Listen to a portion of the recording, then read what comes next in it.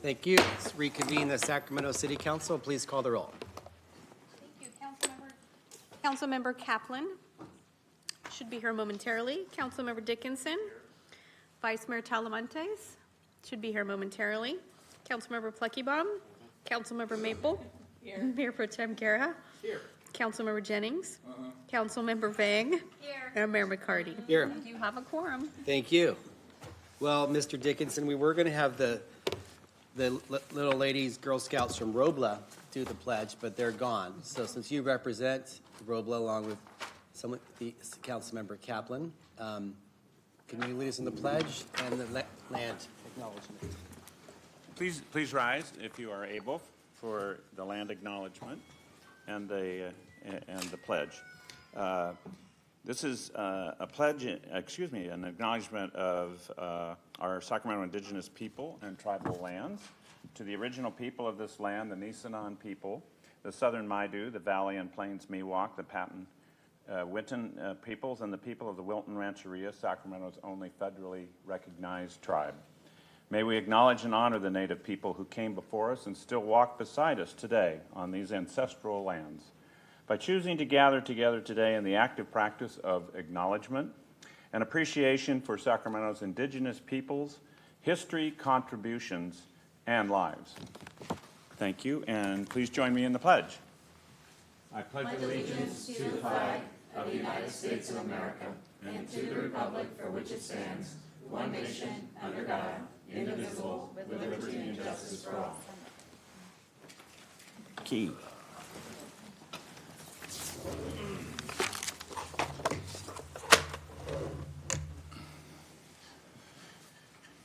Madam City Clerk. So, Mayor, you have two special presentations, and the first one is presented by you. It's Nowruz, which is the Persian New Year. Okay, close. Nowruz. Nowruz. Yes. That's what I was expecting you to present. Yeah, we all learned something here tonight. So this, of course, is springtime and celebrating everything new. We have a couple of these tonight. So this is a traditional Persian New Year celebration. Been going on for over 3,000 years, much longer than the city of Sacramento has been around here, of course.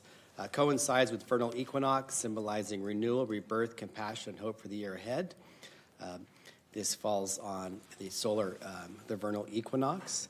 And again, 300 million people worldwide celebrate Nowruz, including many here in the Sacramento area, primarily Persian, Afghan, Kurdish, Central Asian, and a few other cultural backgrounds. We have a rich history of Persian descent individuals in our community, and we have two outstanding people in the Sacramento region here to celebrate Nowruz with us today.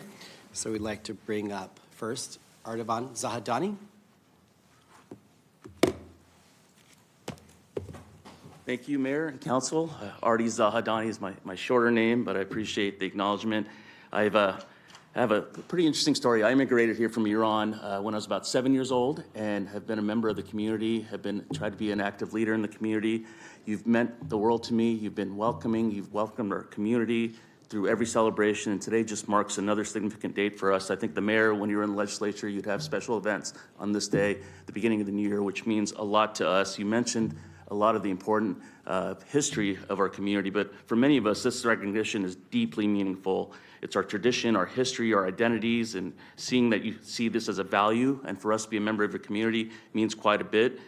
Sacramento continues to set an example of what inclusivity means. You're a leader in the region, and I hope other communities will follow you and set the standard. So thank you again for everything you've done, and thank you for letting us participate.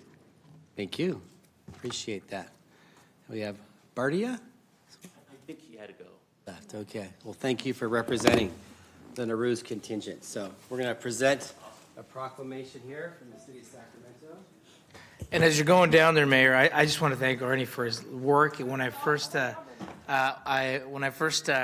elected, well, got appointed to the Planning Commission for the county, we worked on affordable housing projects. Right. So the community's always done so much for the community on affordable needs. Thanks. Everyone needs some steps anyway. We need some steps in.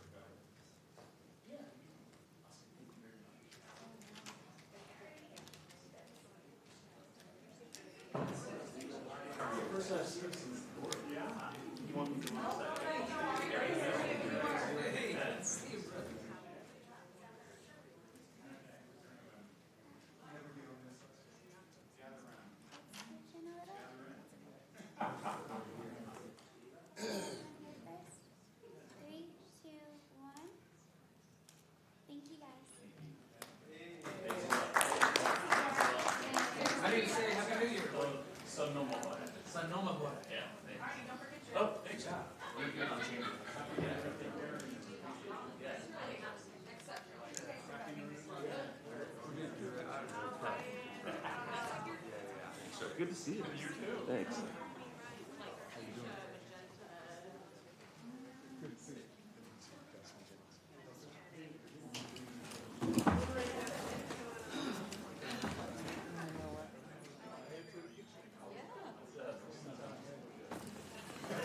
So Mayor, our second presentation is recognizing the holy month of Ramadan, presented by Councilmember Dickinson, Mayor Pro Tem Guerra, and Councilmember Vang.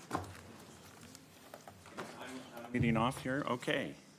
We have representatives of Salam and CARE with us this evening to join us in recognizing Ramadan, which is a particularly sacred time of year for all Muslims across the globe. And I'm told there are around 2 billion, excuse me. Let's not get the numbers wrong. 2 billion. And about 100,000 here in the Sacramento region, is my understanding. So Ramadan is a very special and, as I said, sacred time of year. It's rooted in truly centuries of faith, reflection, discipline, and generosity. I'm personally delighted that we have an event coming up this weekend. I think the Eid is coming up at Cal Expo. And if you're in that vicinity, you are going to see a lot of people, to say the least. Tens of thousands, actually, will be there to join in the celebration as we get to the end of Ramadan. And I'm also very, very delighted that we have at least 2 mosques in North Sacramento, I believe, Masjid Abraham and Imam Abu Hanifa, Masjid. So we're home to many places of worship for Muslims as well.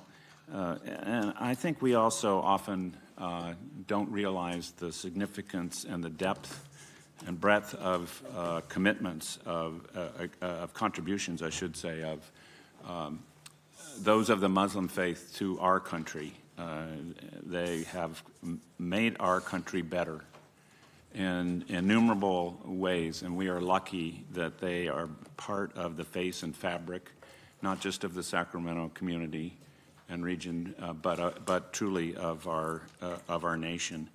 So today we are honoring the significance of Ramadan and Eid, but the deep and lasting presence of the Muslim community and the many community-based organizations that continue to uplift and support and strengthen our city. We want to celebrate as well. So thank you for being here, and thank you to my colleagues who are also sponsoring this particular resolution. The one thing I'm always interested in is when Ramadan is going to land during the year, and I always think about it as being in the summer, but that's, I learned this year that it actually moves with the calendar. So maybe shorter days are not so bad, right?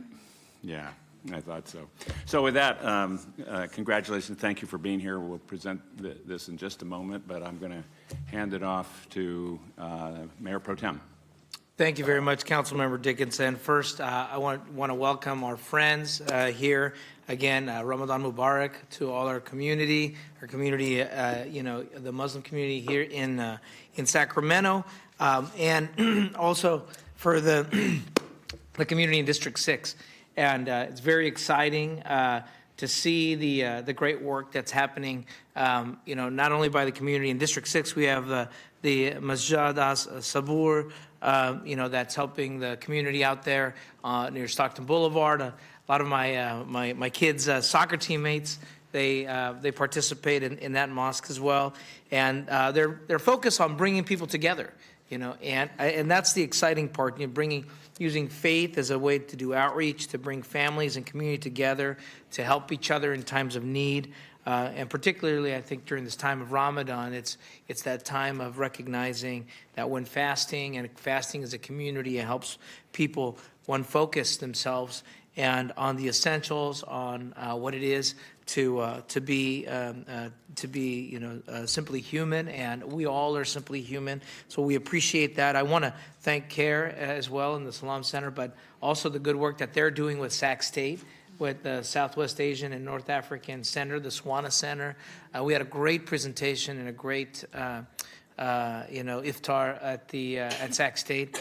And it reminded me so much. I ran into old friends and also my old professors. I think about my old professor Ayad Al-Kazaz, who has done so much, raised so much scholarships for folks, in our community.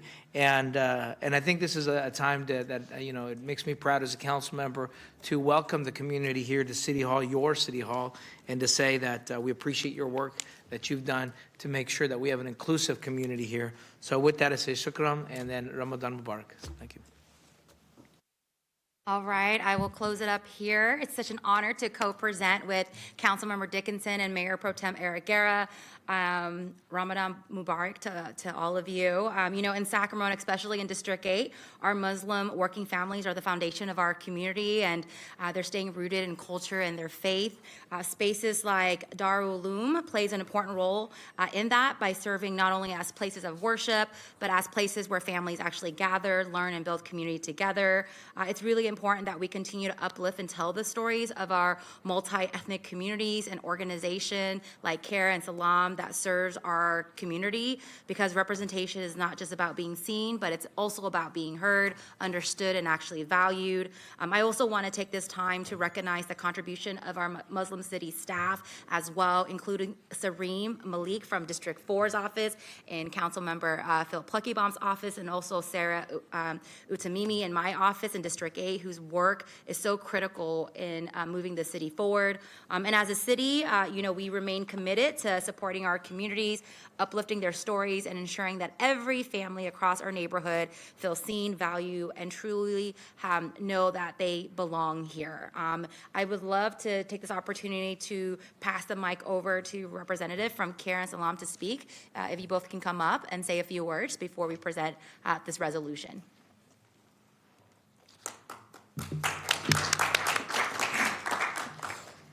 Good evening, Mayor and Council members. My name is Fozia Farouk. I am with CARE SBCC, and I serve as a Policy and Advocacy Coordinator. It's an honor to be here as the City of Sacramento recognizes the holy month of Ramadan. For Muslims, Ramadan is a sacred month of fasting, of prayer, of dedication, reflection, and generosity. But beyond the fasting, it's a time that calls us to be more patient, more compassionate, more present with one another. And every evening across Sacramento, more than 100,000 Muslims and dozens of mosques that serve not only a place of worship, but spaces for youth, for services, for civic engagement, always meet to break fast with one another. Ramadan reminds us of something simple, but deeply important. When we show up for one another, we strengthen our entire city. As Muslims across Sacramento continue observing this sacred month, we also look forward to celebrating Eid al-Fitr. Eid al-Fitr will be celebrated at Sacramento Unity Eid at Cal Expo, so I warmly invite you all to join us. And moments like this, I just want to end off, really matter. This recognition really matters because they affirm that Sacramento is a place where people of all faiths and backgrounds belong, not just in word, but in practice. So on behalf of CARE SBCC and the broader Muslim community, thank you for honoring Ramadan and Ramadan Mubarak. And I neglected to mention that we also have the CARE office in North Sacramento, so very, very happy about that.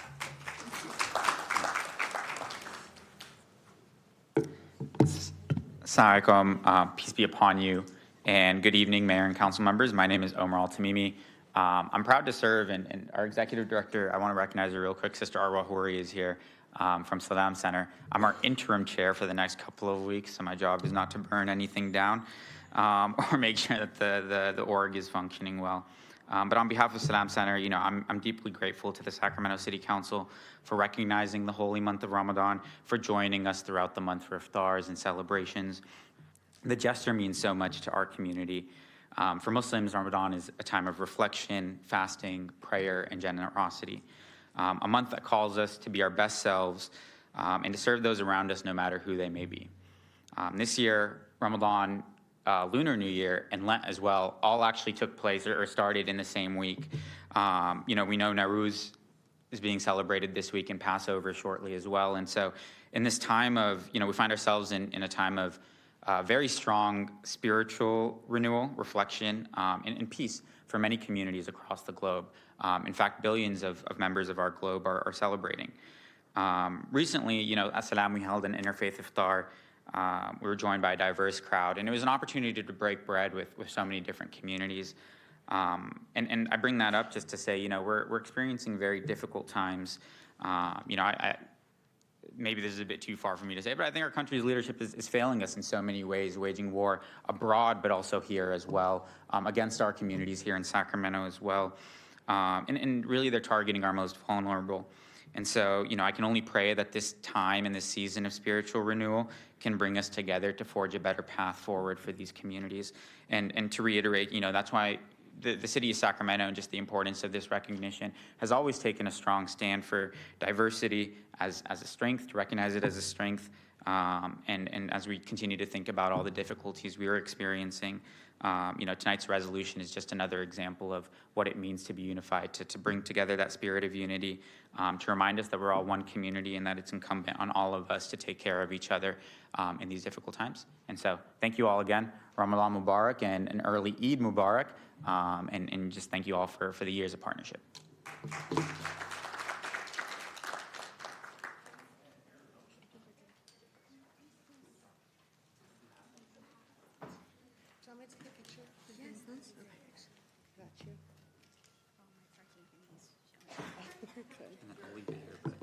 Want to take it? Okay.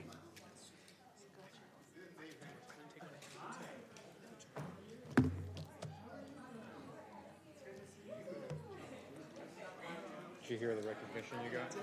Good for you. Yeah, come join. Oh, Isn't Dahlia for them? But I almost did text him and say he did say it, but it's okay. She's on spring break. She doesn't know. oh, she's here in spirit. She's here in spirit. Can we squeeze in a little more? I'll grab one It's a here. little. 3, 2, 1. Thank you all. One more. 1, 2, 3. Thank you. Awesome. Thank you, everyone.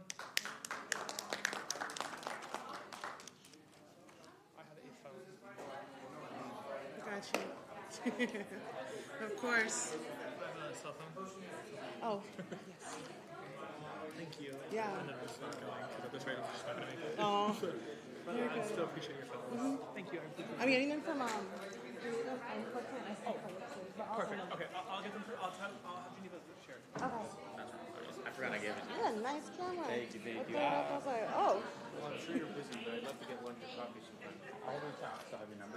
Very good. Love to catch up. Yeah. Be great. Thanks. Give me a week and then I'll start eating again. Hey, no worries. Oh, yeah, I forgot. Well, we can do it 9 o'clock. Oh, how are you doing? Good to see you again. Thank you so much. Yeah. Really appreciate it. Is an iftar every night? Sometimes. So, Mayor, we now move to public hearings. We have item 1, which is being withdrawn and will be renoticed when it does come back. Yeah, I'd like to just maybe recognize that item 1. Is that the Sue item? No. Oh. Which one was that? Okay, excuse me, yes, Vice Mayor Talamantes. Yeah, thank you, Mayor. So the Orbit gas station, or, station, car dealership right now on Northgate is being renoticed, or it'll come back to council. I'm currently in conversations with the business owners of the property and want to make sure that we can find something that we both agree on before we make it historical. And so I'm excited for the conversations that will continue. And thank you so much to the Preservation Committee for designating it, and looking forward to just further conversations. Okay, so yes, so that item is not being heard tonight. And before we get to item number 2 on the discussion calendar, wanted to know that item number 3 related to the city of Sacramento and the Sacramento Zoological Society is also being postponed to a later date in the later part of April. We did want to just acknowledge that we're very excited that the zoo, two things. One, they celebrate 100 years old today.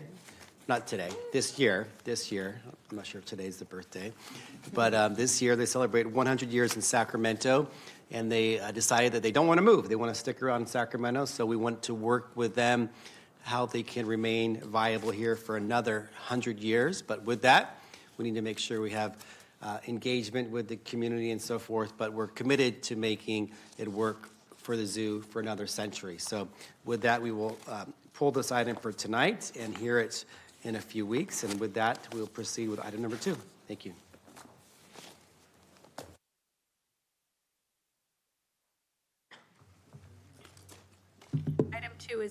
Item two is Vision Zero Action Plan Update, High Injury Network, HIN Development.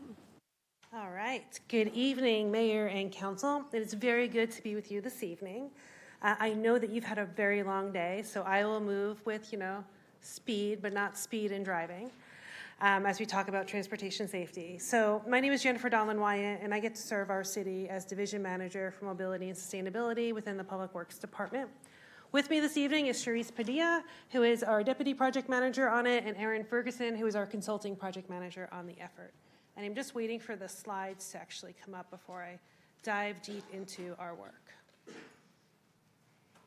Thank you, magic people in the back.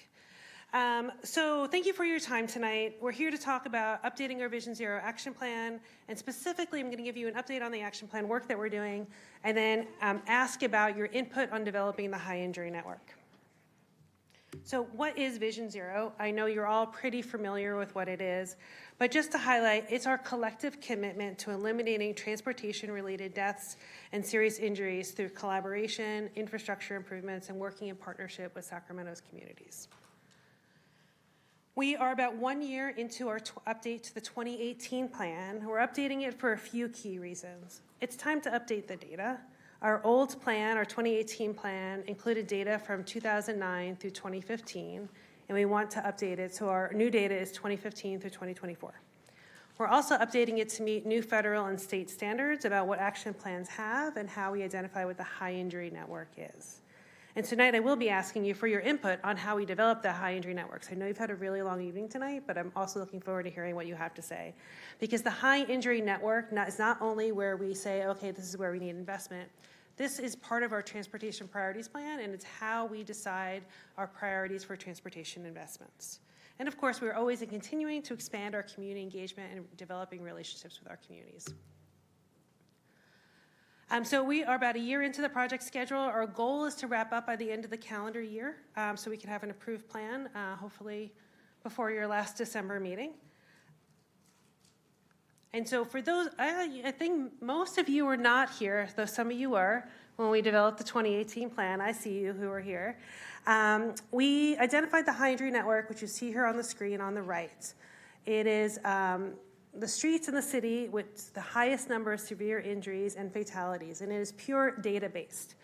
The yellow highlights that you see are the top 10 corridors, or the 10 corridors in the city with the highest number of severe injuries and traffic fatalities. And that's what we're going to be discussing a little bit more this evening.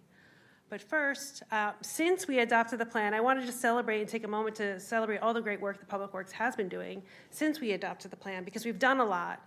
We did a campaign about how our safety is homegrown. We reduced speed limits in school zones to 15 miles an hour throughout the city at 115 schools.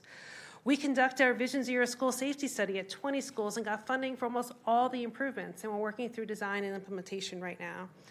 And of course, we developed our Northgate Boulevard plan, which is moving forward into preliminary design later this year. So we've done a lot. And in fact, of the top 10 corridors, we are chipping away at that work. So here is a snapshot of Broadway, North 12th, Marysville, which is under construction as part of our quicker build effort, Stockton Boulevard, Arden, and Howe. So we're doing a lot of work to advance those corridors with the highest numbers of severe injuries and fatalities. And also, we're not only doing that, but we're doing citywide efforts, like looking at how we set our speed limits and aligning with Assembly Bill 43 to reduce speed limits where we can, updating our street design standards, having our safety response team. We're being more transparent with our collision dashboard, and what you see here with the QR code is our project dashboard, really working with our communities and making sure our council members and everybody knows the work that we're doing throughout the process. So we're doing a lot, but we also have a lot of work to do. So in the last 10 years of data, we've had over 22,000 injury crashes, over 1,600 severe injury or fatal crashes. And this is something that we're working really hard to address. And through good data analysis and working with our communities, figuring out how we can address that. What we do know through data analysis is that people walking and bicycling are overrepresented in our KSIs, or what we call killed or severely injured.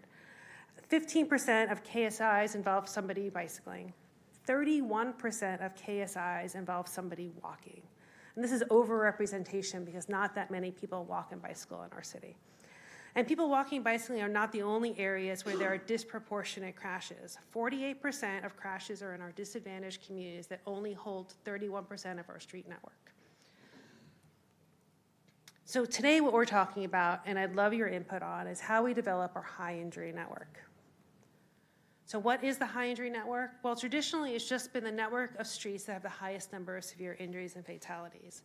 But we're updating that. So new state law allows us to look at more than just crash data. State law wanted to make sure that high injury networks across California were comparable and similar, so that how Sacramento does a high injury network is similar to how West Sacramento or Citrus Heights or the county or the Bay Area. And so it was defined in terms of how we do it in crash data, but it also allowed us to consider other things now. So we can consider crashes involving our vulnerable road users, people walking, people bicycling, youth, and older adults. It can also consider sensitive areas, such as areas near schools and disadvantaged communities. Now, this is prescribed by state law of the things that we can consider. Other things that you might want to consider might be a little bit out of the scope of what we can do to identify a high injury network. And then last but not least, the high injury network can be no more than 20% of our street network. So we did a lot of fun community engagement.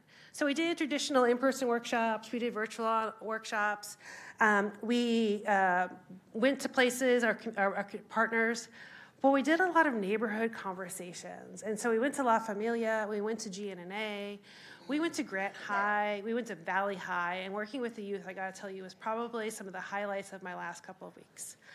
We went to Haipu. We went to Resources for Independent Living. We wanted to hear from folks that we traditionally don't hear from about what Vision Zero means to them and how would they like to define the high injury network. And so what we heard from our communities is essentially they want it all. There are different groups, whether we were, some folks wanted to prioritize people walking and bicycling, and we heard that a lot in the in-person workshop, the virtual workshop, and the community survey that we had almost 1,000 responses to. We also heard that we wanted to include youth and older adults, especially at La Familia and at Haipu. Older adults in your schools and youth, we heard that in the in-person workshop and with the youth at Grant High, as well as our community survey. And then throughout most of our engagement, our communities wanted to make sure that our disadvantaged communities were part of developing the high injury network. And then essentially, to boil it down, to summarize the community engagement, our communities want us to include all the factors that we could possibly consider in developing the high injury network. And so that includes people walking, people bicycling, youth, older adults, and then in sensitive areas, crashes that happen near schools, and that crashes that happen in our disadvantaged communities. So that is the summary of our work, and I'm looking forward to hearing council's input. And I'm going to just move it back to, okay, so this is why Director Eierman, got it, I'm able to move back. Just keep this up there so we can discuss the criteria. Thank you very Awesome. much. Thank you so much. And public comment? Thank you, Vice Mayor. I have two speakers, Richard Miller and then Sherry Martinez.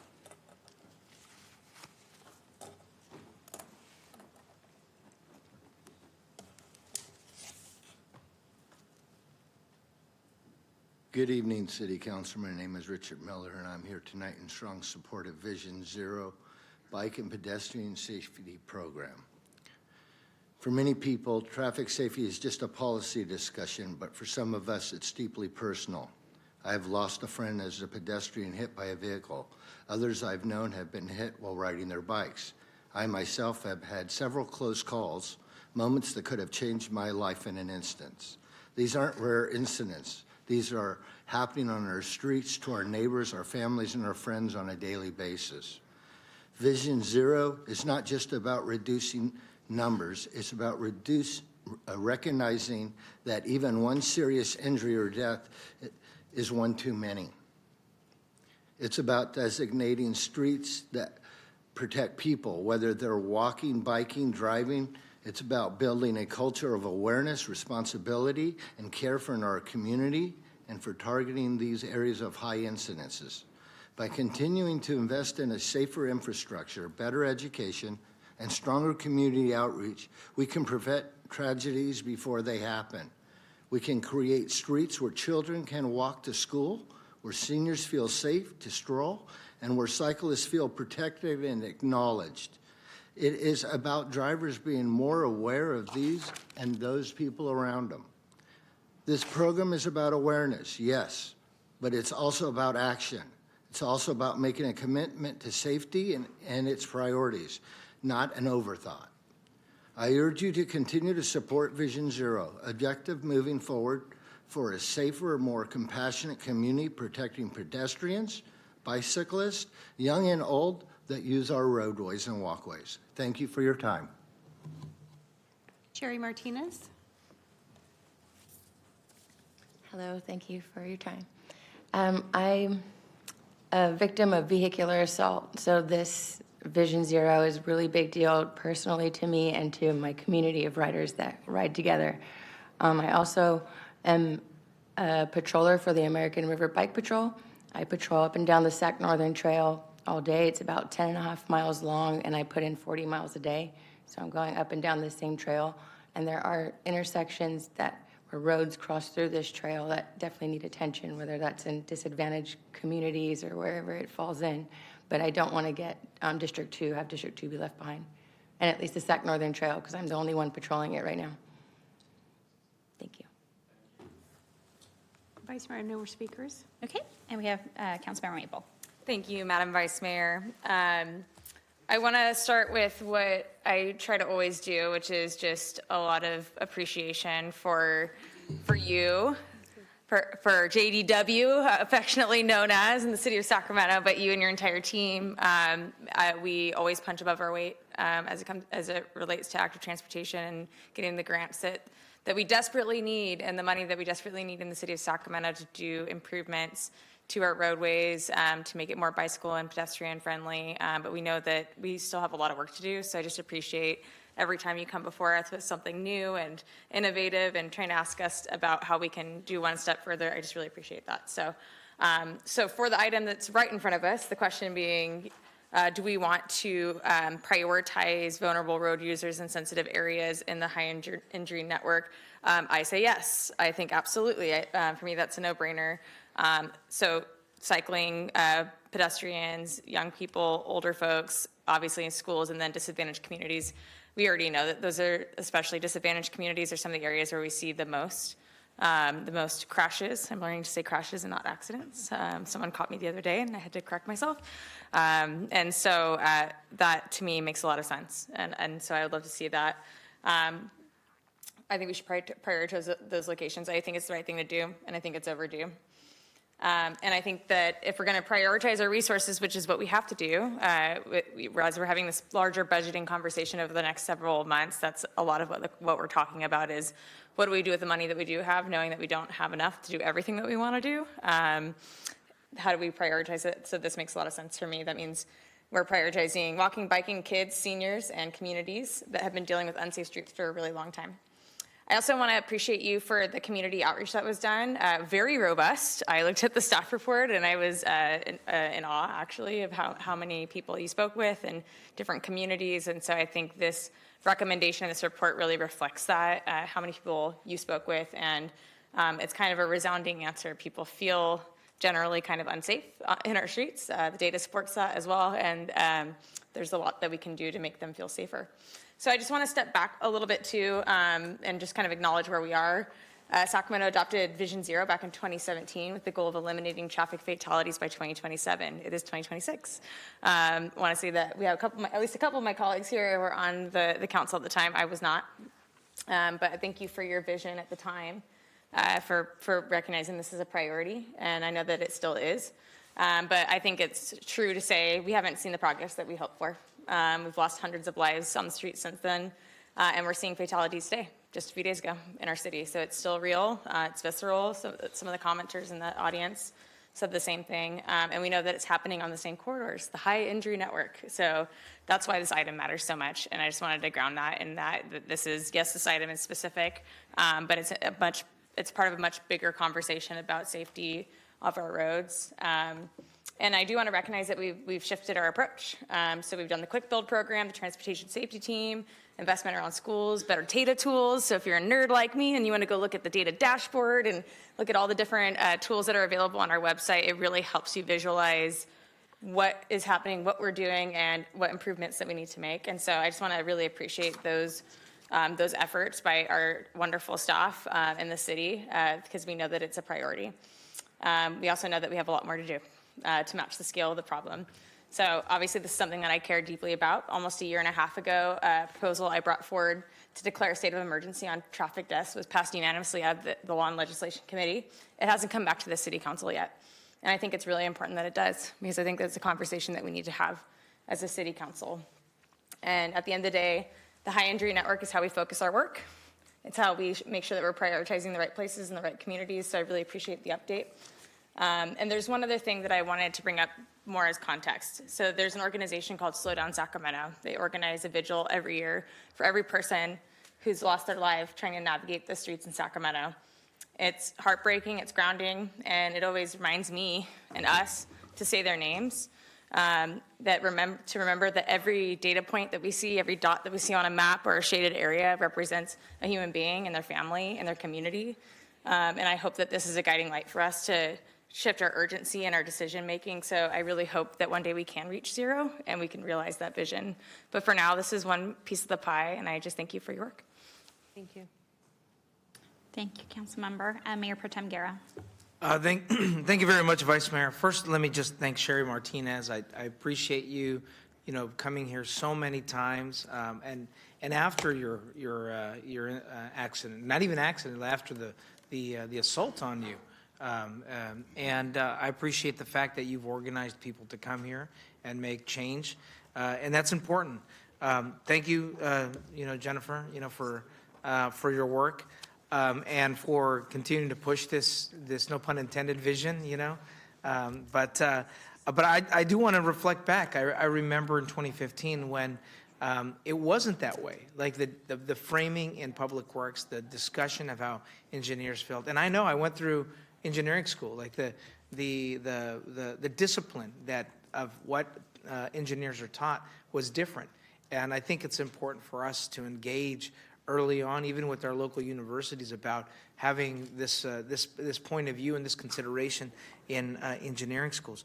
But for a simple, non-substantive, informative part of a resolution to include pedestrian and bike safety was pushback from the department. And I think the fact that we've had change in the department with a different philosophy has helped. And I do want to recognize my former colleague Steve Hansen, because there were a couple of us that represented a lot of communities. I said we had different communities. He may have had the orange spandex riders, but I had the people who just needed it to get to work.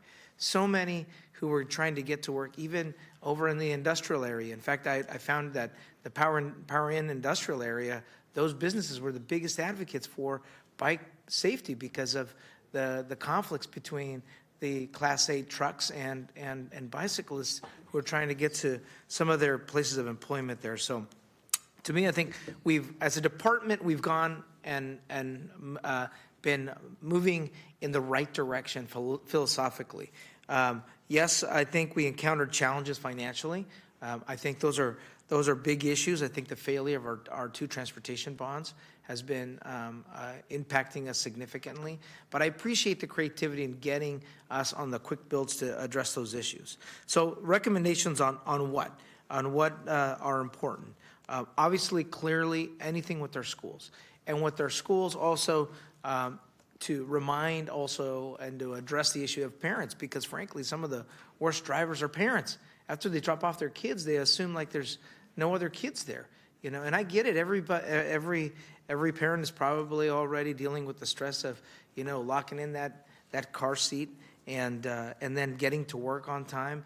But I think that level of connection with our schools is important. So as part of our Vision Zero plan, what's the interface with our schools? So there's the physical piece, the design engineering piece, but then there's what's our consistent engagement with the schools, and how do we engage with those governing boards to say about the cultural change. The other piece that I hear from constituents is that as we did Vision Zero and we looked at high injury networks, it was almost as, and when you describe it to the community, someone has to get hurt or die before it gets into a priority list. And when I don't call them near misses, I call them near hits, because that's really what it is, you know. And again, a change in tone. And so if everyone knows where those near hits are, and so I want to think about when we're looking at Vision Zero and how we qualify, clearly where an incident has happened or multiple incidents happened, there's a engineering problem there. But second, there is where we've been reports of near hits. I'd like to figure out how we put that into the system. And I'll bring up 58th and Broadway as an example. It is not on the list here. And, you know, that's an area where we've done a walk study, we've done crosswalks. It is a problem area because the way that the planning was designed, they never made contiguous streets. So you have zigzag streets without stop signs that can help control the traffic patterns there. So I'd like to, look at how do we identify areas that we know are problematic and get to them before an incident happens. So I'd like to figure out a method of doing that. The second piece, when it comes to on bike lanes, you know, we've had this challenge of how do we make contiguous bike routes that can be at least Class 2 bike routes, even if there are a few that can be collector corridors, because we have Class 2 to Class 3 interfaces that make it difficult and for people to ride. I mean, if you're going through Stockton Boulevard, which is already a sketchy Class 2, and then you're interfacing on Broadway, you immediately go into a Class 3 situation. And that is a scary scenario. So I want to figure out, okay, how do we, and as we move through our bike master plan, and I appreciate all the routes that we did. I think that was revolutionary. It's never done before. People like the map. I appreciate we having those out there. But I think we need to identify some common routes and say, hey, we have to make this decision that this is going to be an area where we have to make the right choices, the difficult choices, to make a contiguous Class 2, north to south, east to west, or at least identify where the employment center locations are or school routes are to make those safer. And then one other factor I'd like to put in is condition of the road, okay? That road condition is just as dangerous as the design of the area. And when you have, if you drive any part of 14th Avenue, okay, from Power Inn all the way down to when you get to Sac City College, the condition of the road is so bad that when you're there, you can easily hit a divot, a pothole, a lump, and move you into the traffic area where it becomes dangerous, you know. And some of the places have sidewalks that you can ride on, but some of those sidewalks also have utility poles in them where you can't even get the bike through. And if you got a cargo bike, it's even going to be a little wider to get through those. So I think condition of the road is an important factor to think about when we're saying how do we prevent and how do we address high injury networks. You know, the issue of potholes, you know, city manager, I think I know we discussed that earlier. That's got to be a component of it. So I want to say, let me go back again on this, and then I heard this from AARP as well. They want to make sure that when we're looking at our Vision Zero, that it's for all ages. Okay, so from people who need to move around with strollers and getting around with strollers, to the elderly who are trying to use crosswalks. I think that's a factor we need to put in there. So going back again, I think the issue of near hit locations where we don't wait till someone is hurt or killed, condition of the roads, and then also connectivity on class 2 to class 3 interface. I think those are I think priorities where I'd like to see. And as I started from the beginning, it has to start at least from the Safe Routes to School component. Because if we can encourage our young kids to learn how to get to school, then we're creating a cultural change for the future. So I'll stop there. Thank you. Vice Mayor Talamantes. Thank you. I do want to note that every single one of my major roads in my district is on this map. West El Camino, Truxell, San Juan, Northgate. We have done a road diet on West El Camino. We have installed new traffic lights on Northgate to hopefully slow down cars. But, people still drive recklessly. And that's where Councilmember Maple said, I know there's a slow down Sacramento. And it's we need people to drive slower after they drop off kids, or if they're late to work. Everyone just needs to drive slower so that we can get from point A to B safely and that everyone can get home safely. And, I do want to acknowledge our police department has done a lot of more vehicle stops for running over red lights or for running over stop signs. And for that, I'm thankful, because sometimes you have to pay the price in order to correct your behavior. And I do want to commend that. But on this specific project, or on the council input, I agree with my colleagues on these priority areas. And I do want to, I know you said this fact in your presentation, but I want to note it again. 48% of crashes were in disadvantaged community areas, even though those areas only make up 31% of Sacramento's roadway network. And when you presented that right now, and my immediate thought out loud was, that's terrible.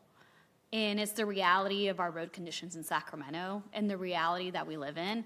And it's our reality and our objective here to make it safer for Sacramento. So I look forward to the work that continues, the transportation measures on the table, to make sure that we can get work done so that people can get home safely. So thank you for the work that you're doing. Thank you, Councilmember Dickinson. Thank you, Mayor. And thank you, Jennifer, for the presentation. I am delighted that we've started the quick build project on Marysville, and I drove by yesterday slowly.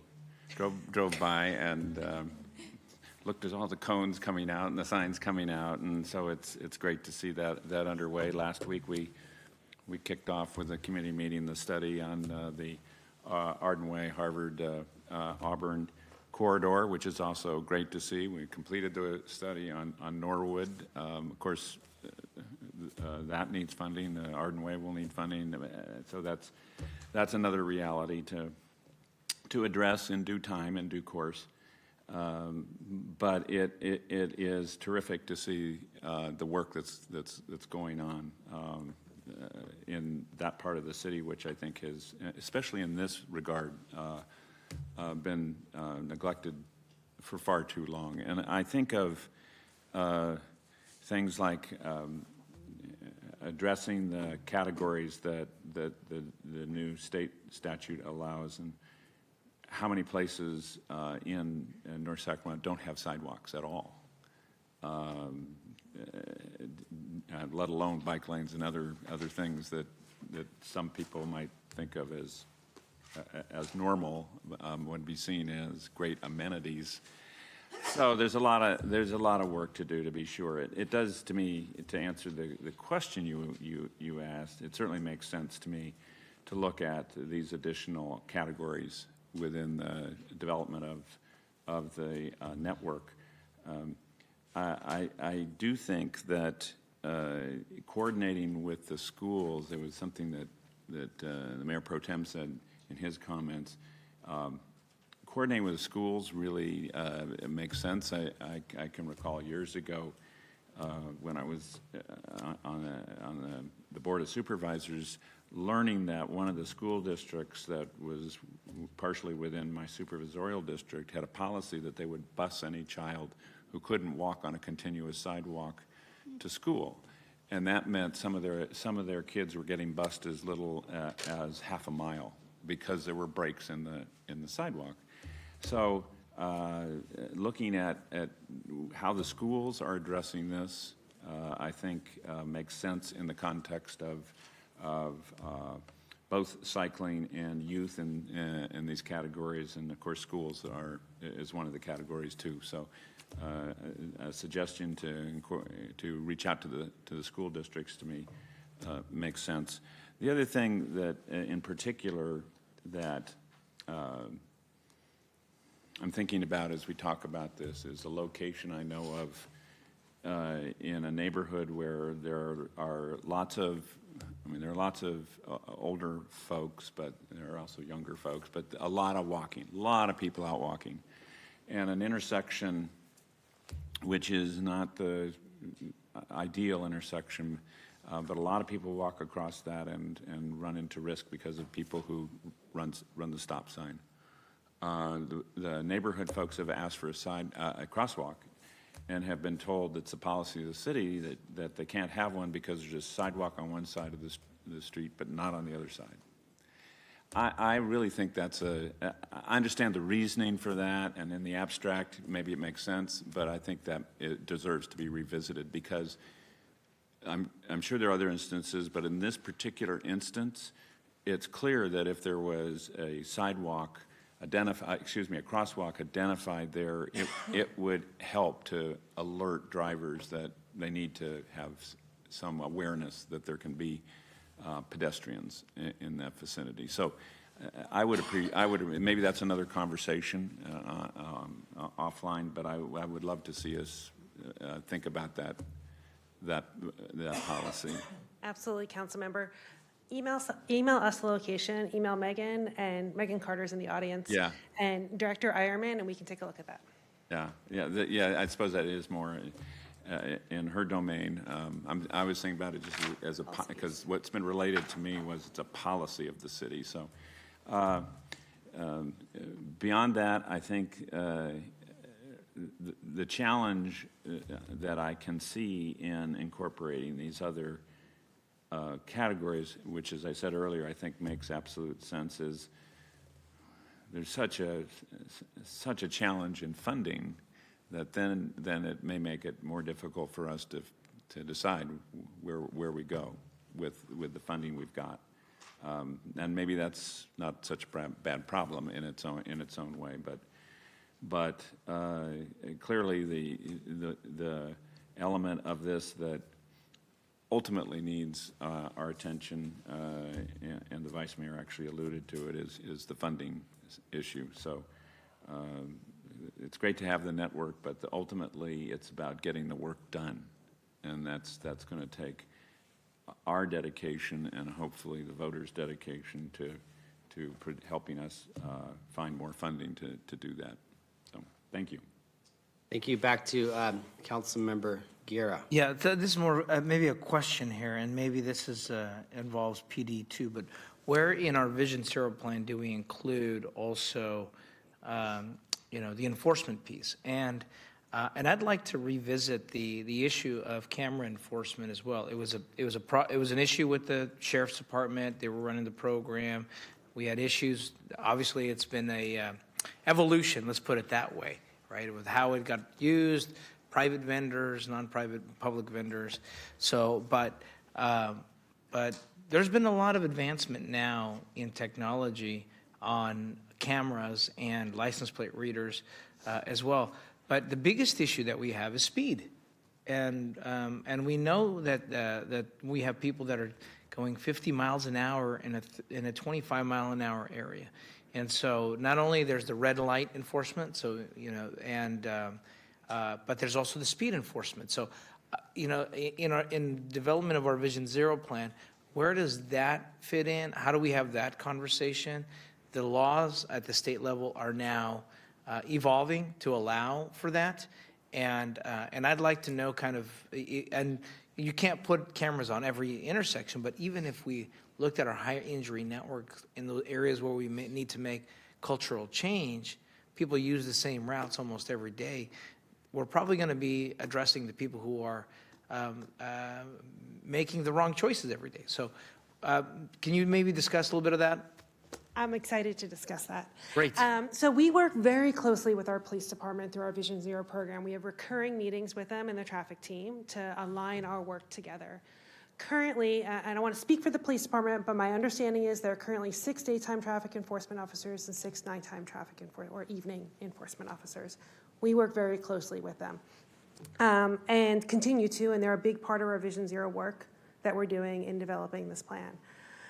So we are partners in this effort moving forward, and they allocate the resources that they have to do the work that we're doing. Regarding using cameras for enforcement, oh great, they're here. Chief's here.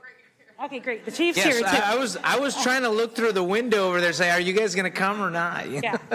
And so the chief can speak about that, and then I can talk about the automated enforcement, which we are working on. Okay, hi. She does such a great job. I just want to be in here in case you had questions, but I listened and I heard your question about cameras. You're right. The red light camera program, not sustainable, but last year we worked really hard with our legislature, and the state actually passed 720, which is your red light camera enforcement, but it has a civil penalty, and it's being managed by Public Works. So I certainly don't want to speak on behalf of Matt and his shop, but I think that's going to be, a game changer for us. On the traffic cameras, I too am a huge supporter and proponent of the traffic cameras and the speed cameras. Unfortunately, we're really limited by what we can do, and I know that there's a push at the legislature to expand that program outside of the pilot areas. There's some great technology. We're certainly looking into it and have been looking to see what we can do to advance, with AI. But I do think 720 is a good start. And as you know, a couple of years ago, we added the nighttime traffic team, and we'll be certainly can report back on fewer sideshows and a lot of the nighttime enforcement. It's been a very positive thing. And then we've got the STEP grant as well. Well, Chief, I want to say thank you, and then I appreciate the officers that were over on 14th and 62nd, ticketing folks for flying through the flashing red light, by the way. So if we can have them there a little more regularly, particularly during, like when we've got kids that are getting out of Hiram Johnson, that would be helpful. But I also want to throw a thought out there. With the camera technology isn't as hardwire restrictive as it used to be. Right now we have now smaller units that are more effective, and it's the citation piece that is the restrictive part. But even if the city sent a notification saying, hey, this is the police department, we noticed your vehicle was traveling 20 miles over the speed limit, and we identified your license plate, okay? I want to figure out is there a pilot program we can do something to notify people about that? Because at some point, I have a feeling that the legislature is slowly moving into the direction for us to allow civil penalties to do that. I don't know, I'm not an attorney, but if we collected consistent evidence of someone consistently violating the law in dangerous speeds, to me, it seems to me that there's a case that could be had, either civilly, if not criminally, to go after those folks. So I'm just throwing an idea out there, okay? But I'd love to see where we can go from there. You're talking to a former traffic officer, so it is my wheelhouse, but I'm very supportive of it. When we, years ago, we used to have 3 teams of 10 motor officers, so our city had 30, 40 motor officers. We don't have that kind of staffing, so we have to rely on technology, but it'll be really interesting to see as they implement 720, which is a civil penalty. It goes to the registered owner of the vehicle versus the driver, which obviously reduces a lot of the challenges that we have with the red light program. I would expect to see that. And we've had, we obviously track a lot of complaints, and we've notified owners. And sometimes it's like, their kids driving the car and they didn't even know about it, right? So we try and do whatever we can creatively. We're just trying to address the behavior. But it is in conjunction with our public works partners and all of the infrastructure. It's the engineering piece that's just as important as the enforcement and the education, for sure. So thank you. Thanks, Chief. Appreciate it. Mayor Pro Tem, Public Works is advancing Senate Bill 720, which is the new red light camera program that was authored by our very own Senator, Ms. Ashby. And so we're starting that up and moving that forward. The technology has definitely improved. It is less expensive to operate and run. We don't know yet how much it'll cost, but we're looking forward to finding out so that we can roll out a program funded through our Vision Zero program. The Assembly Bill 645, which allows for speed cameras, does not include the city of Sacramento. We tried to get on a bill. We tried to move that forward. We were unsuccessful in that. It is a 5-year pilot. We are continually having talks at the state level about how we can be included in that program, since the city of Sacramento has the highest traffic fatalities per capita in California, and it's predominantly related to driving at unsafe speeds. But we are following that, and we hear your input and direction. Thank you. I'll have some thoughts on that issue too in a second, but first go back to Mr. Dickinson. Thanks, Mayor. Actually, the comments make me think about an article that was actually in the Chronicle early this week or late last week about a particularly notorious street in Oakland where they had put up camera. I don't know if Oakland's one of the cities in Oakland is one of the cities, and they've had their cameras up for a couple of weeks now. But what it made me think about was they said, and they were going through their non-citation period, and they had issued 12,000 warnings to people who had been photographed, or cars that had been photographed speeding. But it made me wonder, is there anything, maybe this is a legal question, is there anything that would necessarily prevent us from just issuing warnings? We're not cite people, but let them know that they've been photographed, or their car's been photographed speeding. We can ask for a legal opinion on that. I want to put the city attorney on the spot at the moment. So we can look into that. And I think what we'd also look at whether or not, where is the funding for those cameras to come from? Because I think San Francisco's program that they rolled out was about $8 million to have the camera system installed and the noticing effort. And so we'll have to look at that. Mr. City Attorney, did you have anything to add to that? Yeah, I agree with you. We generally are preempted by the DMV code, but it would be more probably a privacy issue if we're going to be photographing people with no penalty associated with it. There might that would probably be the major challenge, but we could look into that. I don't know what the reasonable expectation of privacy is when you're on a public street in a car. Well, the argument would be that you have no reason to be taking a picture of them, right? Because you're not pursuing them. You're giving them a warning. That I'm just thinking that could be the privacy. We can have this. We'll have this Yeah, conversation. Yeah. Anyway, it's a thought that you know, if we can't get into the pilot, which may not be possible, then this might be a rather subtle alternative to it. So anyway, thanks, Mayor. Thank you. I think that the big picture here is we've identified there's a problem, and we're zeroing in on the streets that have the biggest negative impact. But I think the big picture is what most members said here tonight, and what you say. I know you, you're legendary, JDW, as a believer in this, and you'll ride your bike when it's 115 or 35 degrees. Yes, I will. So you are a true believer and follower in this. And as Councilmember Guerra said, that most people will ride their bike when a day's like today, right? It's an amazing day. This is the bike day. It's not May, Bike Month. May came early for us here with Mother Nature.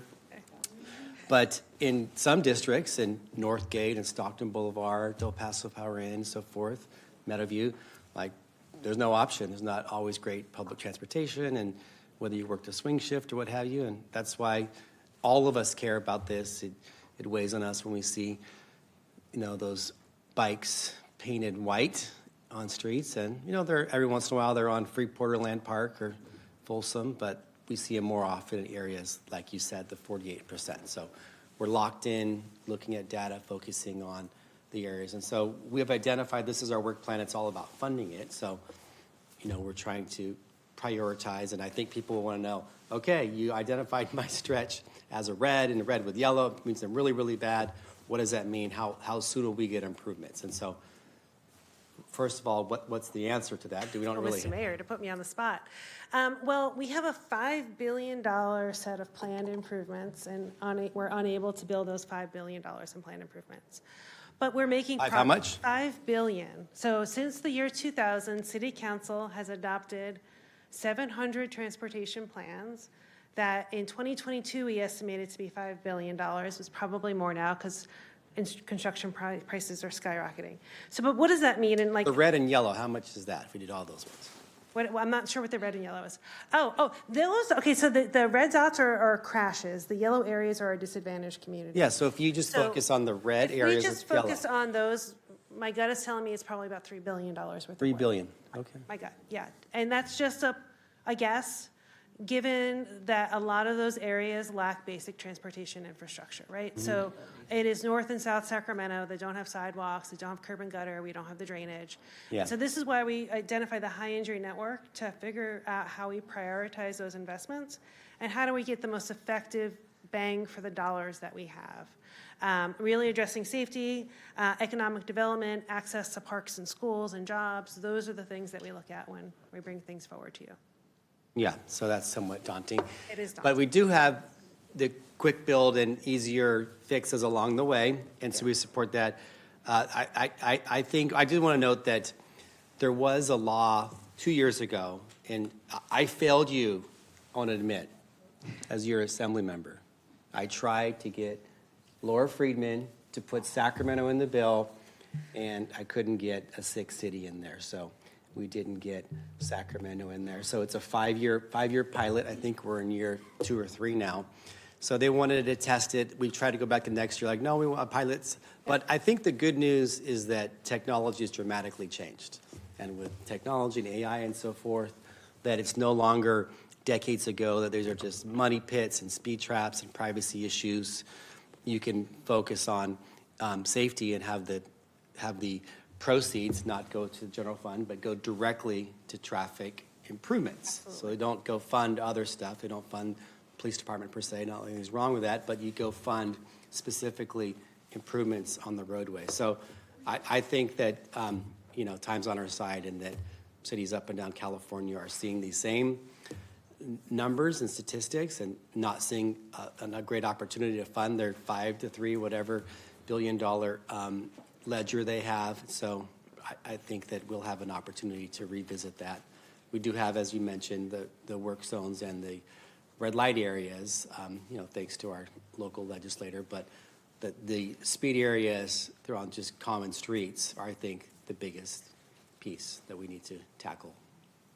Absolutely. So with that, we also have potentially some outstanding citizens that are trying to bring democracy through their own hands and bring this issue to the electorate this fall, and that would give us an opportunity to do more of what we're talking about here. So what would that look like if that happened? Well, I think it depends on how the measure sorts out and where it's identifying where funding goes.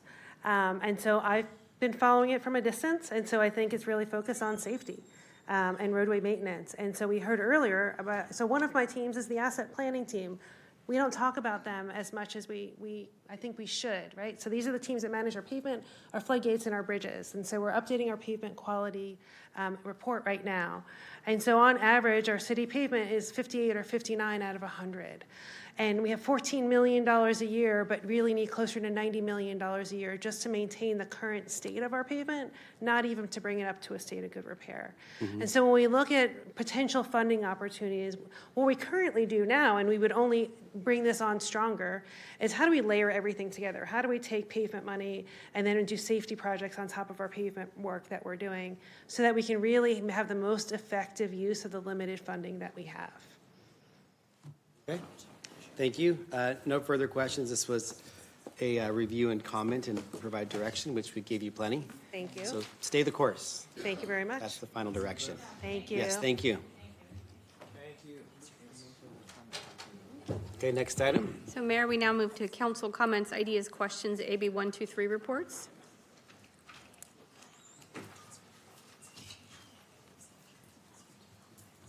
Councilmember Vang. Thank you. I just have an announcement and then just wanted to put a request on record. First, this Saturday, really excited about our annual community conversation for District 8 happening at the Pinnell Community Center, 10 to 1 o'clock. This Saturday, doors open at 9:30 with light refreshments. All of our city departments will be there, and we also have our city manager there. That's going to have her own table, and we have rotating workshops. And then I also just wanted to ask as well, my staff reached out to the city manager, but I know that we had a resolution to prohibit ICE activities that pass through law and ledge, and it's been past 30 days, and so just wanted to flag that, wanted to make a request if someone could just send us an update when that's coming to council. And that's it. Thank you so much. Councilmember Dickinson. Oh, thanks. I just have an AB 1234 report. Last week I attended the annual Civic Well Policymakers Conference, which brings together about 100 local elected officials, cities and counties throughout California, some special districts, to talk about issues that are happening in each of our communities. Also gives us a chance to hear from state leaders and others on what are important issues of the day. I came home with a couple ideas, so I consider it a success. Councilmember Jennings. Bless you. If you've never been to the, excuse me, if you've never been to the District 8 Sweet Potato Festival, you should put it on your calendar to go in the coming years. I had the opportunity to judge for the 6th year in a row. I think I got a couple of about 20 pounds that I gained from judging the sweet potatoes that were there, and it was a great turnout.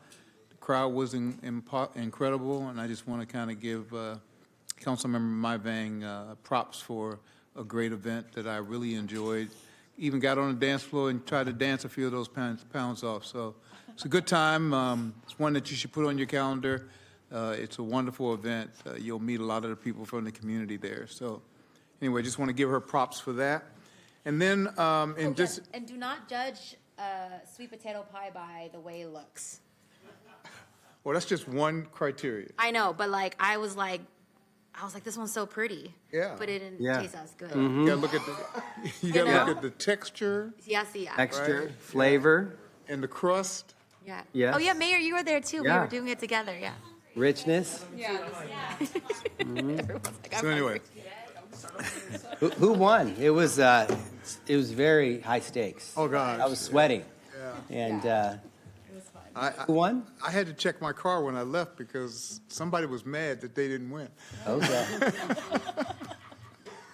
So, anyway, this Saturday, coming up on the 21st, District 7 is having its Easter egg hunt. We want you to join us for a morning filled with festive fun. Celebration starts at 10 o'clock with photos of the Easter Bunny. So if you don't have photos of the Easter Bunny planned, you can bring your family members and your constituents out, and they can get a picture with the Easter Bunny, followed by the egg hunt, which will take place at 10:30.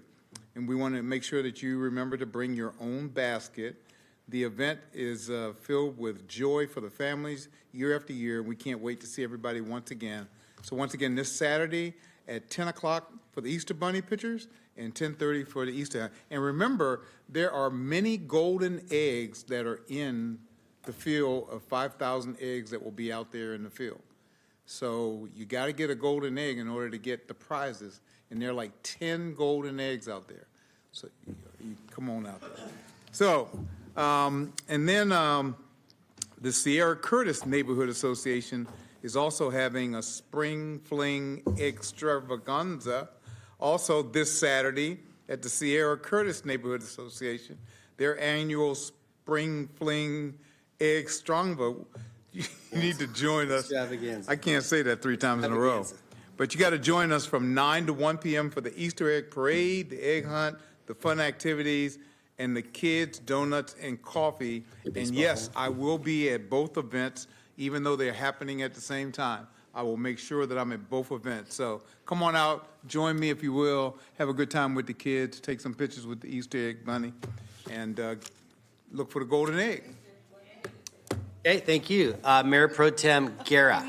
Okay, thank you, Mr. Mayor. I just want to, invite everyone to the Tahoe Talc Little League opening day. The parade starts at 9 a.m.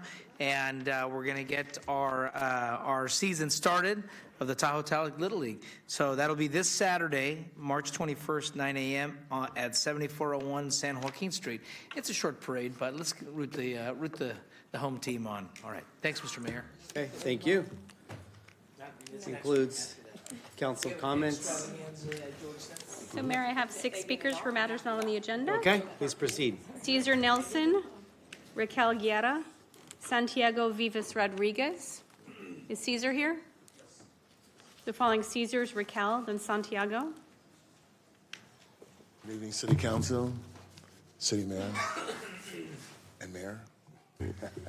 I'm Caesar Nelson, and here I would like to thank the past council for what they've done, it's due diligence about a water problem that was in District 2 at the time, and thank you very much.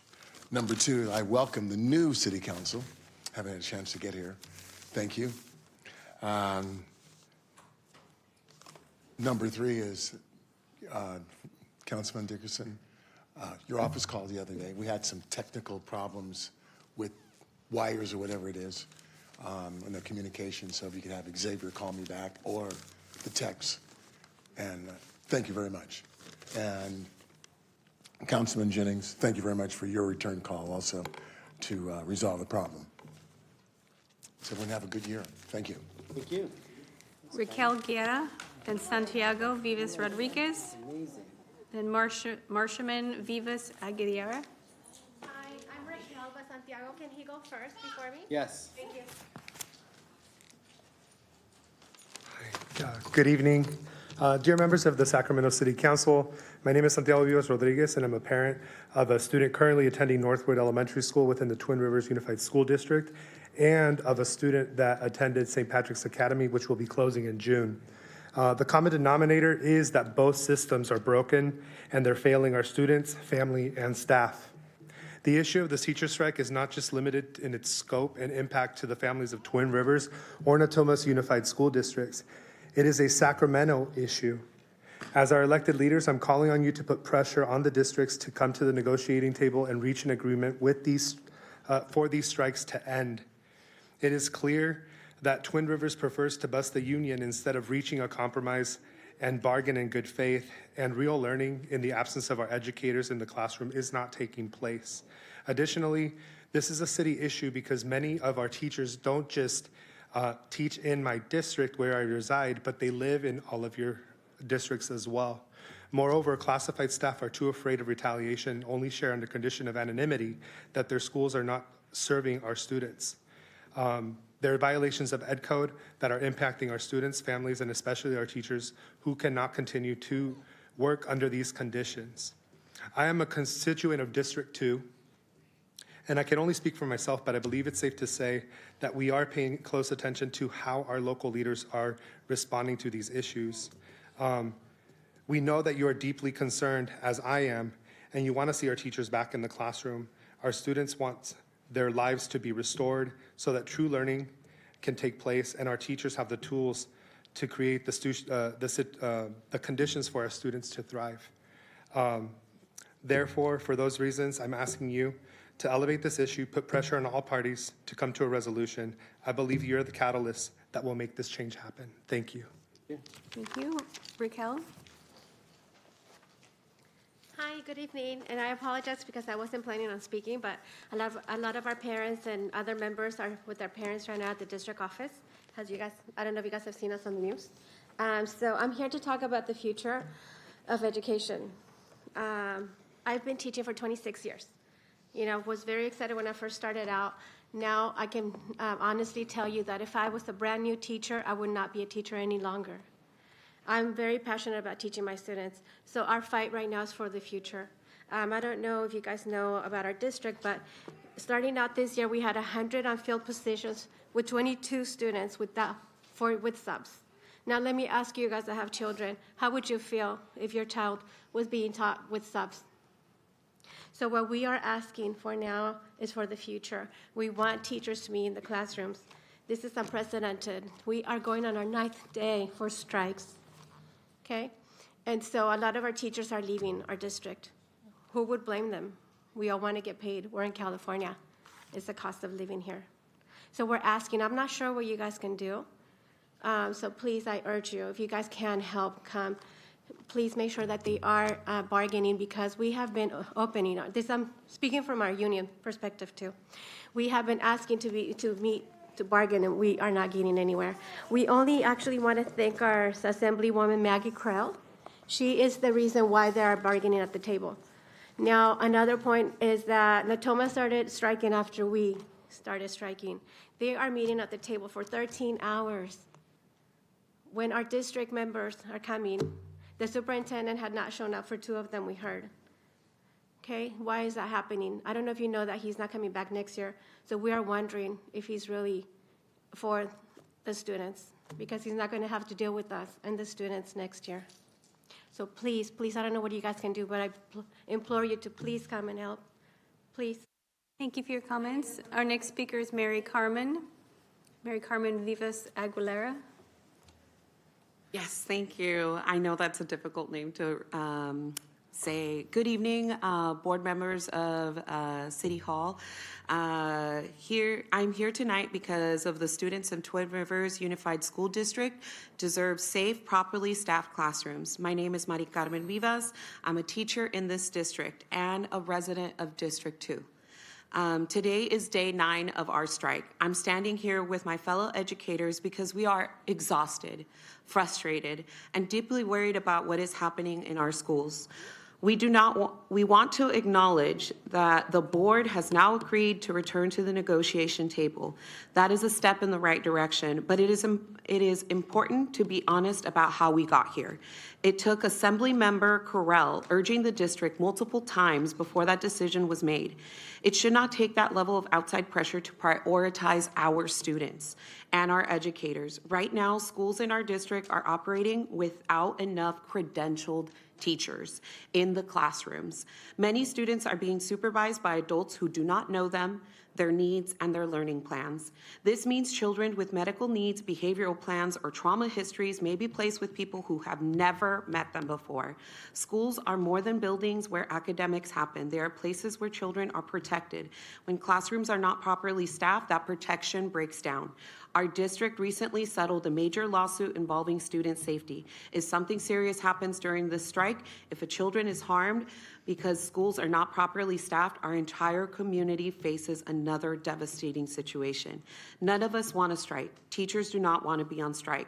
We want to be back in the classroom. So tonight I'm asking the Sacramento City Council to do 2 things.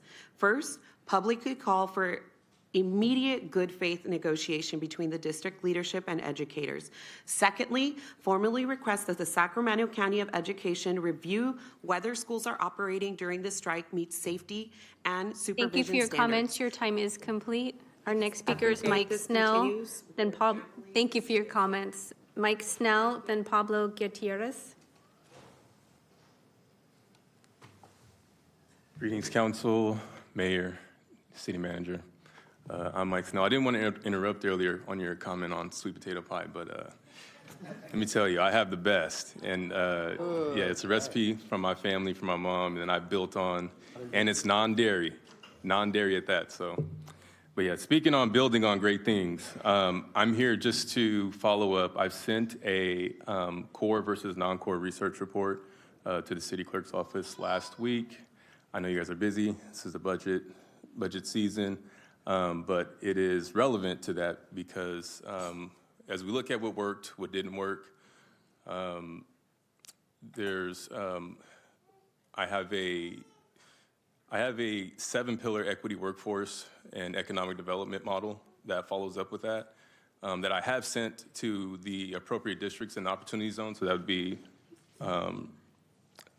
Councilmember Dickinson, Councilmember Maple, and Councilmember Vang. So your offices have it. I've done an update to it just because understanding the macro issue with gas prices, inflation, wage gaps, and so forth, disposable income is going to be a huge issue. So I've removed the pillar that focused on expanding cannabis because I just see that as it's unfortunate. It's not really efficient for the demands and the needs of the deficit. And my model focuses on how to intersect with the CIP and the needs and the focuses with tech and AI, the trades industry, and the healthcare expansion for both senior and youth. So I do appreciate that you guys are still doing your part to support core, but I have a model that is still rooted in the pillars of core and equity, but just in industries that aren't short-ended by federal policy. Thank you for your comments. Your time is complete. Our final speaker is Pablo Gutierrez. Good evening, City Council. My name is Pablo Gutierrez. I'm a resident of District 2, and I'm a substitute teacher at Twin Rivers USD. I'm here to plead with all of you to put pressure on the Twin Rivers and Natoma school boards to come to an agreement with the unions and to end these strikes. As a substitute, I'm not represented by Twin Rivers United Educators. Nevertheless, I have been picketing with striking teachers at Babcock Elementary off of El Camino over the past 9 weekdays. The heat has been killing me, and unlike the teachers, I will not get paid because as a sub, if I don't work, I don't get paid. So why am I joining striking teachers if I have nothing to gain? I come from a family of educators. Both of my parents are teachers. I have 4 aunts and uncles, and 2 cousins who have their own classrooms, and 2 cousins who also work as substitutes. I've been surrounded by educators my whole life. Therefore, I've known just how unvalued they are. Education is the most disrespected profession in our society. Therefore, I will always stand with educators fighting for a fair contract. They're not asking for the world. They're asking for the bare minimum. Adequate salary so they don't have to work multiple jobs, adequate healthcare coverage, smaller class sizes to ensure that each student gets enough academic attention.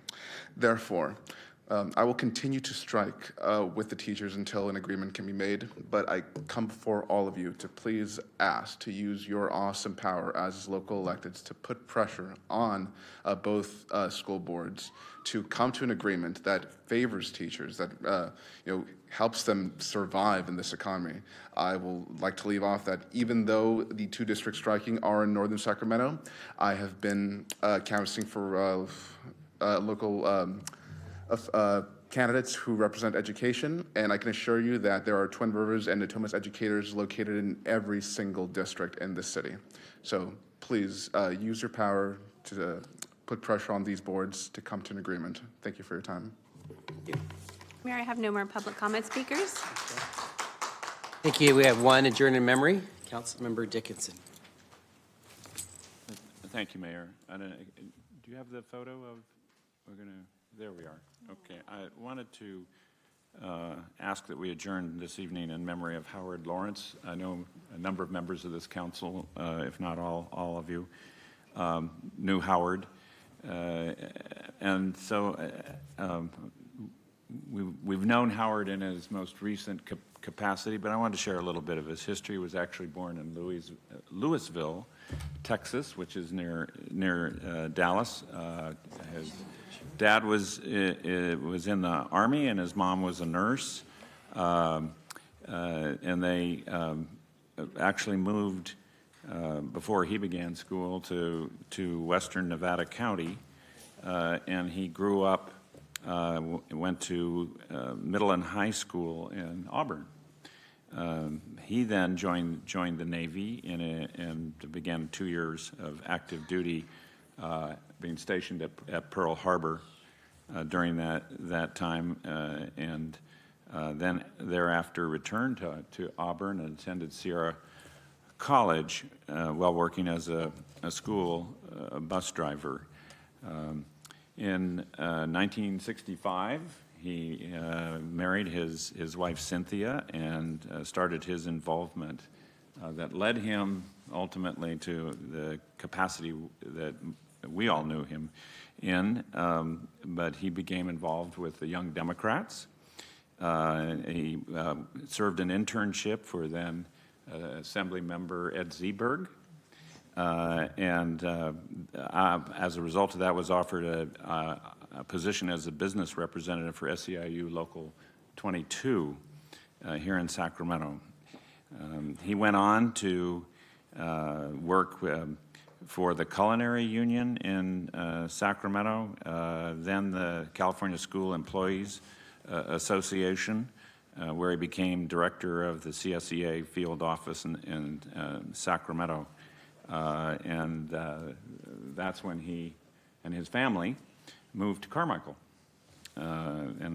So following his success as a field director in that capacity, in 1984 he was appointed director of organizing for the CSEA and had his own field office that he worked out of. He was always a outspoken advocate and battler for what he believed were just causes, and did that for CSEA and retired in 2000 from that capacity. But he was hardly done.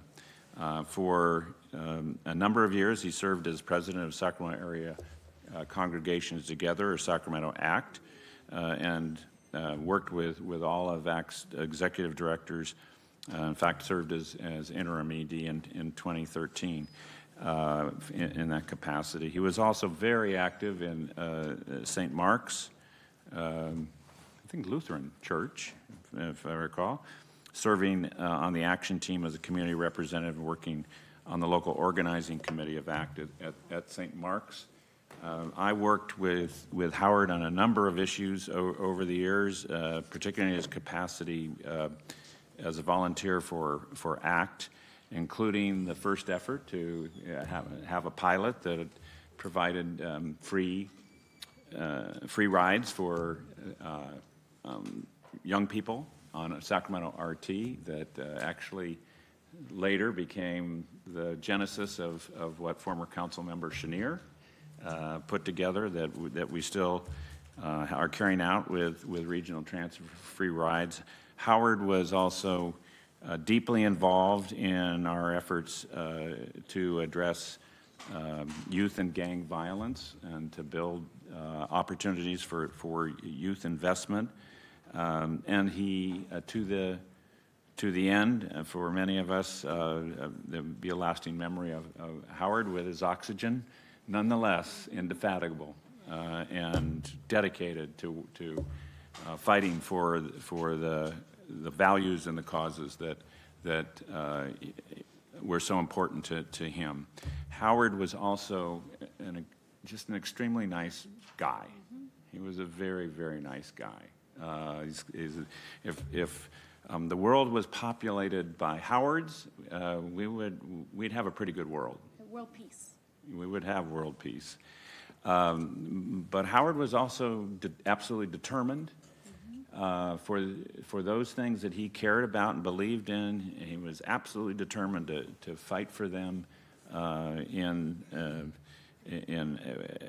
every possible way he could. And his impact, I think, will not be recognized by many people who have actually been the beneficiary of his efforts and his work. But for those of us who knew Howard and knew him well, we will never forget what he meant to our efforts in Sacramento to improve the quality and character of life, particularly for those who are all too often overlooked, left behind, and unrepresented. Thank you for journeying tonight in his memory. Well said. Add on, Councilmember Garrett. Yeah, I normally wouldn't add on, but I wanted to also, recognize Howard. Before I even thought about it, getting elected in electoral politics or anything like that, there was a group of us young folks that would get together for breakfast at Cornerstones. And I think Brian DeBlanc was part of that group back then. And Howard would join us. And so, and he was completely, obviously, not the same generation, but was willing to engage in us and such a mentor and thinking about, how to be a good advocate. Let's put it that way. And I think we, like to your point, we need more of that. And it was just a bunch of young folks who wanted to get together and discuss, policy issues and politics that was happening. But I remember his kindness that really helped us focus on, and be real about how to actually solve a solution and how to make a solution. And I also wanted to reflect and thank him for that, his, impact on us 20 years ago. But in this council, in this previous council, when we had some of our most difficult times, when there was unrest and the community friction that was occurring, Howard stepped in and became a broker for the different parties. And he had such a strong reputation that he could help bring together both the elected officials, community organizers, obviously the churches together, and create a venue to rebuild the dialogue. And I think that he never did it for credit, but I would say he needs to be recognized for helping the city move through one of its most challenging and difficult times because of his heart and compassion. So very well eloquently said, Councilmember Dickinson, and I think we thank his family for sharing him with Sacramento. Yeah, I wanted to join in. I didn't know he passed away until today. I remember seeing him the last couple of years, and he was somebody, as you said, he came to city council quite often, and he wasn't paid to be here. He did it because he cared. And I as a young leader, first heard of ACT, and I just love the concept of, the Jewish synagogues, the black churches, the Lutheran churches, all working together on common issues. Recently, it's been a lot of housing and homelessness issues, but when we first met him, he was the leader in bringing people together, talking about our youth, our next generation. And I know this council, led by Councilwoman Bang over here and others, put that measure on the ballot, Measure L, but it failed multiple times. And, he was the one pushing it forward along with then Supervisor Dickinson. So he always had an upbeat, feel to him, very, very positive, and he left his mark. And so, yeah, not a lot of people know his name, and people who can watch us tonight know his face, but he didn't live in the city of Sacramento, but he left his mark in the city of Sacramento and the greater Sacramento as well. So with that, we will adjourn in the memory of Howard Lawrence. Thank you.